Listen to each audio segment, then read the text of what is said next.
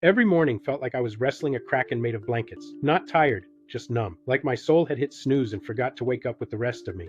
Then one fateful morn, I made a change. No, I didn't run 10 miles while listening to David Goggins scream in my AirPods like a motivational banshee. I built a routine, a proper, soul-resuscitating, time-travel-worthy routine. And suddenly I wasn't just awake, I was alive, like Nikola Tesla after a triple espresso. Let me show you what I did so you can tweak it, steal it, or slap it onto your life like a monocle on a robot butler. Step 1. Wake up early, aka before the noise goblins awaken. Get up before the world gets noisy enough to punch you in the cortex.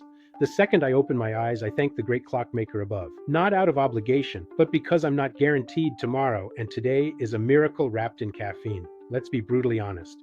If the first thing you touch in the morning is your screen, you already lost. That glowing doom rectangle steals your soul before your feet hit the floor. I used to wake up at 8 a.m. feeling like I was late to my own life. Now, 5:30 a.m. Why? Because peace. Because clarity. Because the algorithms haven't started screaming about NFTs and doomsday yet. Pro tip, put your phone in another room and get yourself an alarm clock. Yes, they still exist. No, they don't come with TikTok, thank heavens. Step 2. Ice water, or what I call cryogenic baptism.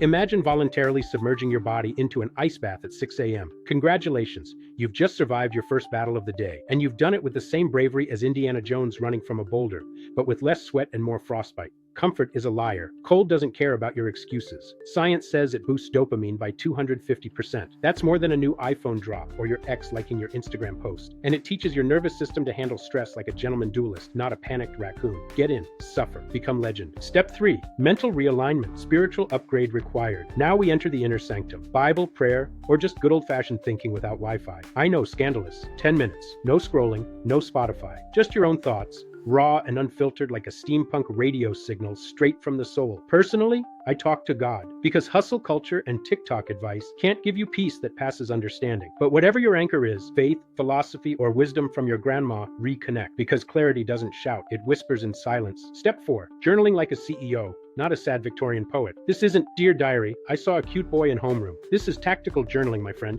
Think of it as your internal GPS. What am I grateful for? What would make today great?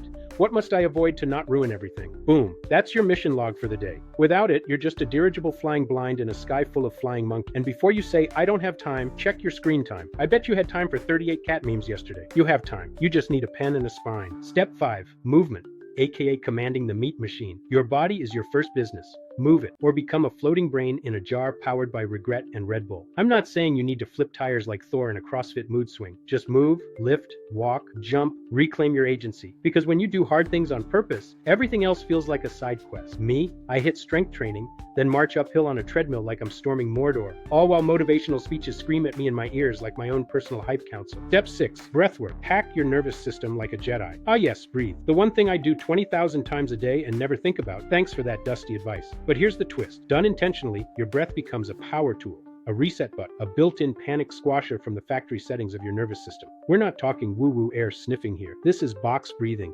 aka tactical respiration, aka the same trick Navy SEALs use when the world is on fire and bullets are flying like confetti at an EDM rave. How box breathing work? No wrench required. Inhale for 4 seconds. Fill the tank, Captain. Breathe deep like you're siphoning clean air from a brass oxygen valve.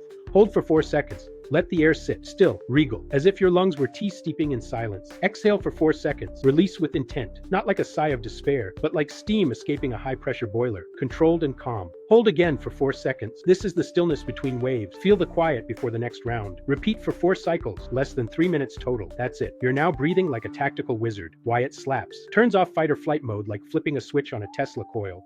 Reduces cortisol, stress juice, and boosts focus without needing to funnel espresso through a copper straw. Rebuilds emotional armor, so you don't unravel just because someone on Slack said, per my last email. Most folks wake up and instantly light themselves on fire with social media, email, and dread. You're over here manually tuning your brain like a symphony conductor with a monocle. You're not letting chaos set the tempo. You're in charge of the metronome now. Breathwork is the cheat code they forgot to teach us in school, wedged somewhere between the mitochondria and parallelograms. Do this before the day starts yelling at you and suddenly, you're not spiraling. You're strategizing. So next time your brain boots up and whispers, we're all gonna die, you just smile, square your shoulders, and breathe like someone who's got this handled. Because you do. You're not just surviving the morning anymore, you're piloting it. Step 7. The no scroll zone, or digital fasting for grown-ups. Most people consume more content in the first hour than they create all day. That's like eating dessert for breakfast and wondering why your soul feels like a dumpster fire. So here's the law. No scrolling till after breakfast. Not negotiable.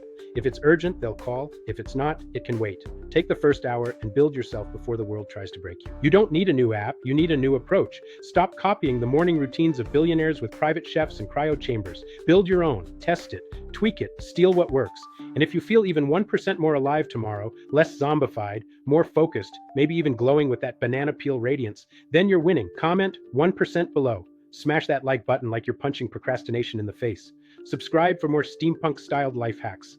Now go forth, brave quantum navigators. Build your mornings like the legend you were always meant to be. See you in the next chronicle. Captain Knowhow, signing off from the Zeppelin of self-mastery.